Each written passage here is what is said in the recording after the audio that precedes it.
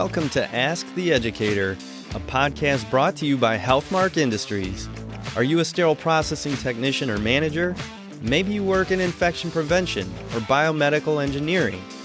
Whether you're a frontline tech, endoscopy tech, OR nurse, or surgical services administrator, you undoubtedly have influence in medical device processing at your facility. In each episode, we speak with experts from the Healthmark Clinical Affairs team, industry leaders, or special guests from the trenches to answer your questions and bring you relevant industry information, equipping you for excellence in medical device processing. My name is Kevin Anderson, and I will be your host. Now let's get started. Hi, everyone. Welcome back to the Ask the Educator podcast. My name is Adam Okada. Kevin Anderson could not be here with us today, so I'm going to fly solo here with our presenter from the September Healthmark webinar, which is Dr. Daniel Lightfoot. And he talked to us about ultrasound probes. So that's what we're going to cover here today as well. Dr. Lightfoot, thank you. Welcome in. All right. Thank you for welcoming me, Adam. Great to work with you. So we're going to jump in here to some just basically recapping the podcast, or recapping the webinar that you just finished. And so for those who weren't able to attend, let's start with the background of the Spaulding Classification Scale, just kind of the history of it and how it applies to ultrasound probes. Yeah, Spaulding is pinnacle. It's the cornerstone of infection prevention. And what Spaulding did, it's been almost 50 years since it was first conceived and written, is he looked at biological pathogenic infections and wanted to come up with a way of addressing infection prevention and disinfection of reusable devices or just devices in general that are used in a healthcare setting. And taking the culmination of biology, cell biology, immunology, medical practice, pathology, he distilled it down to this very simple three-step paradigm that's correlative to exposure or risk of exposure. And so it's a three-step process of non-critical, semi-critical, and critical, and that correlates to a low risk to the patient, a high risk to the patient, and critical risk to the patient. And all of this is based on the idea that our skin is our biggest protector towards infection. It's our barrier to our external environment. And if that barrier is robust and strong, then the risk to us is low. And so low level disinfection is required. If that barrier is damaged, compromised in any way, so you start thinking about rashes, now that barrier, our protectorant is weakened in some fashion, it's compromised in fashion, well, now the risk of infection is high. And so any device that's touching that should be high level disinfected. And if anything touches when our skin is absent, which sounds peculiar, but if our skin is absent, what that means is your sterile tissue is directly exposed to the external environment. So you have direct entry from whatever is on the outside to the inside. And that's critical. And in that case, anything that's touching sterile tissue should be sterilized, which is removal of all life, destruction of all life. You're further complicating this because the scale itself is relatively simple, but we know that there are things that kind of go in the gray lines, right? And one of these things was percutaneous procedures. So can you give a little more information about what a percutaneous procedure is and how they can sometimes complicate things? Yeah, so percutaneous is anything that's going through the skin.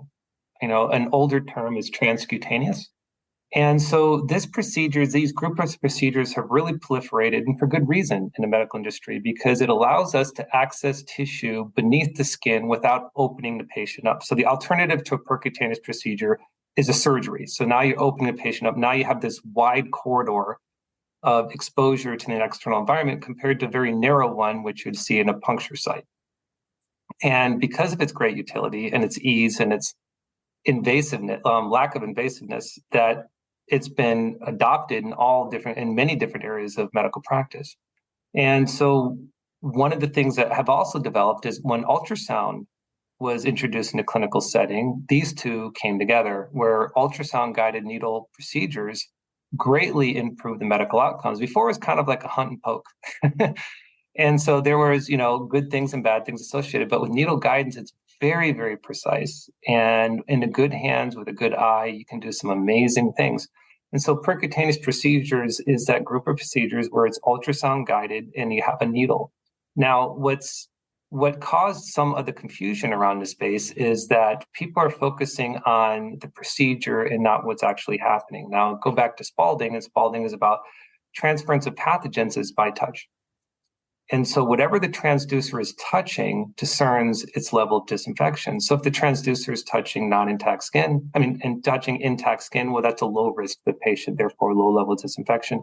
If it's touching, if the transducer is touching a mucous membrane or non-intact skin, well, then you need a heightened level of protection, and so that's high level disinfection. And then if the transducer is directly touching sterile tissue, then the situation is critical, or the procedure is critical, and then it requires sterilization. And so because the transducer can transcend all three categories of Spaulding, it causes some confusion to the end user, because that same transducer in a single day can be used for a non-critical in the morning, a critical in the afternoon, a semi-critical right after, back to non-critical.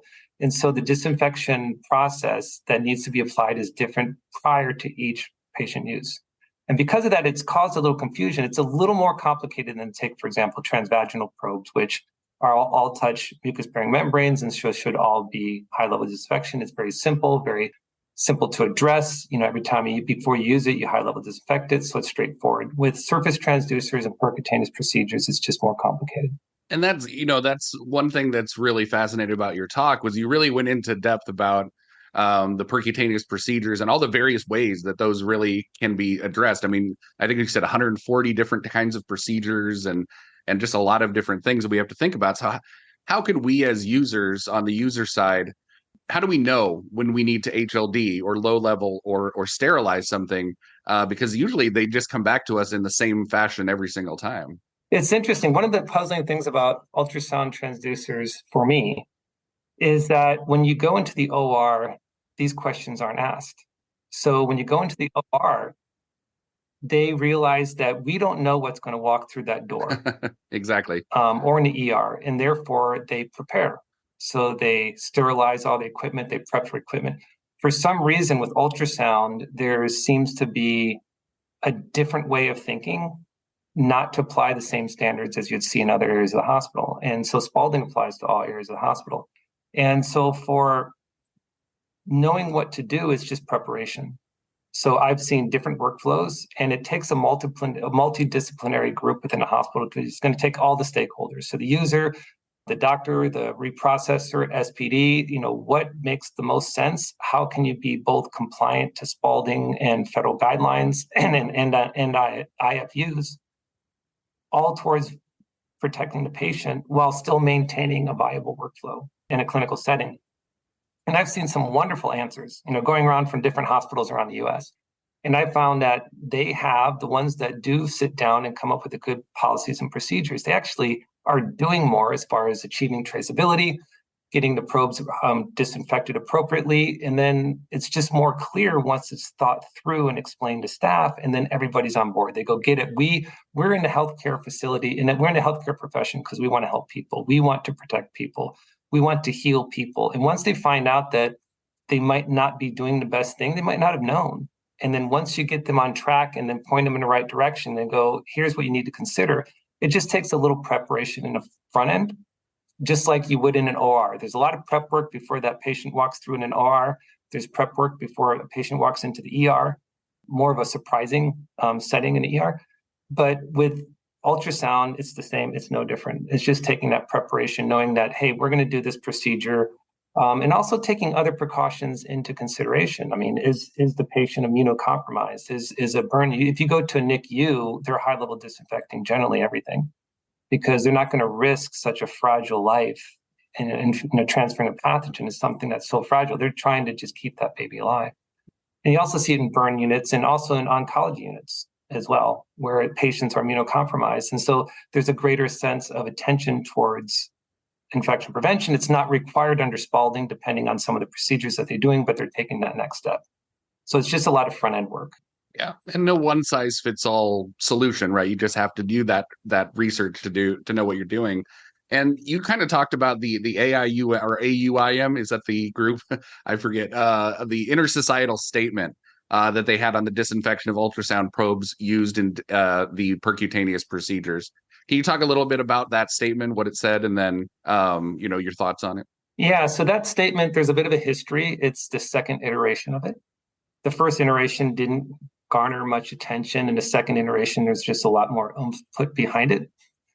But what the AUM statement, the interstitial statement on ultrasound, disinfection of ultrasound transducers and percutaneous procedures states is that these transducers only require low-level disinfection, which means they're being classified as non-critical under Spaulding. When you think about it, there's over 140 different procedures that we annotated. And there's still more because that didn't include ophthalmology, dentistry, periodontistry, and other fields of medicine. We just looked at the hospital proper. So to declare that all of them are non-critical preemptively is a bit hard to intellectually grasp. Second, it's not the name that discerns Spaulding. It's what the transducer touches that discerns Spaulding.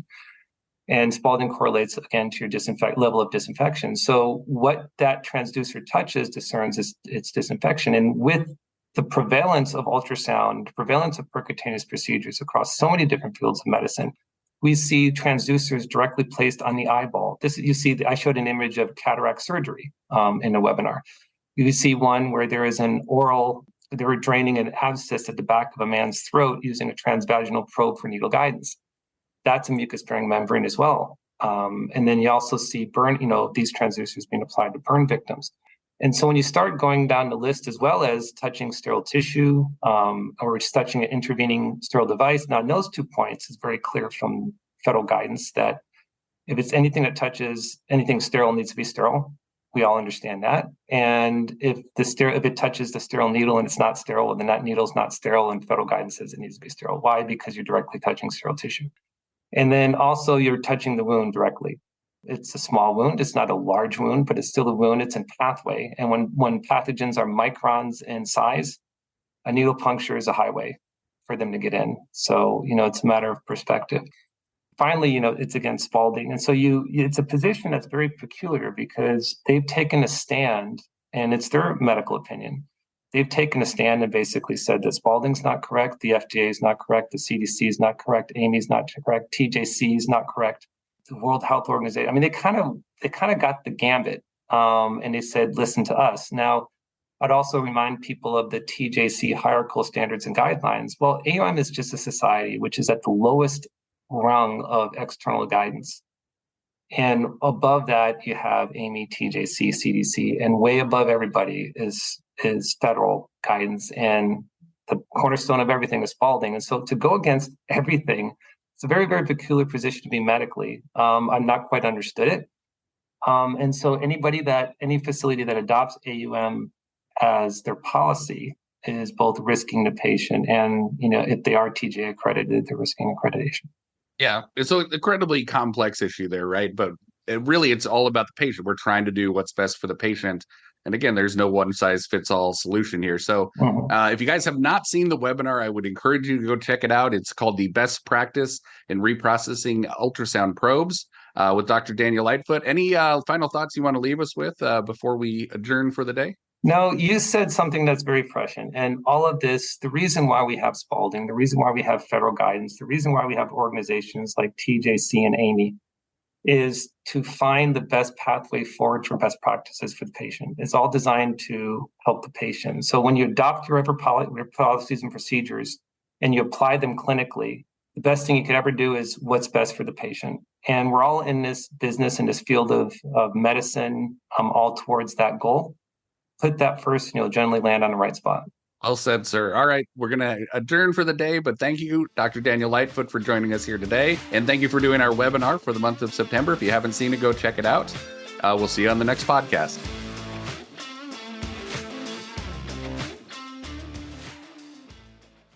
All opinions expressed on this show are those of the presenters. Before using any medical device, it is important to review the device manufacturer's instructions for use.